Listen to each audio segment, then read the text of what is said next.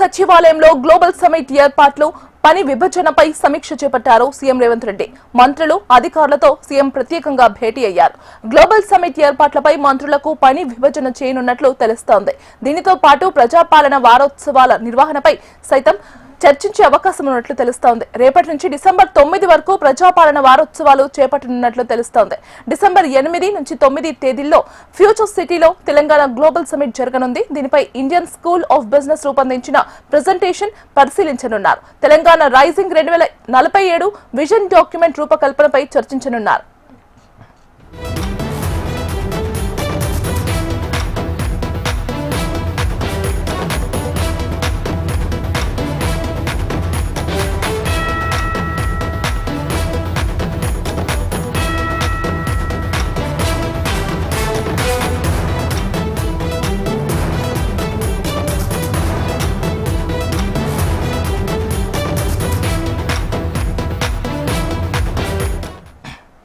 తెలంగాణ సచివాలయంలో global summit ఏర్పాట్లు పని విభజనపై సమీక్ష చేపట్టారు సీఎం రేవంత్ రెడ్డి.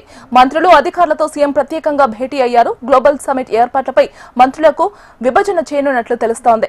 ఇక ఇదే అంశానికి సంబంధించి మరింత సమాచారం అందించడానికి మా రీజనల్ కోఆర్డినేటర్ అశోక్ ఫోన్లో సిద్ధంగా ఉన్నారు. అశోక్, గీతిక తెలంగాణ సచివాలయంలో సీఎం రేవంత్ రెడ్డి అధ్యక్షతన ప్రస్తుతం గ్లోబల్ సమిట్ ఏర్పాట్లపైన సమీక్ష సమావేశం ప్రారంభమైంది. ఈ సమావేశానికి తెలంగాణ మంత్రులతో పాటు ఉన్నతాధికారులు కూడా హాజరయ్యారు. ప్రధానంగా డిసెంబర్ 8-9 తేదీల్లో గ్లోబల్ సమిట్ ను ఫ్యూచర్ సిటీలో తెలంగాణ ప్రభుత్వం నిర్వహిస్తుంది.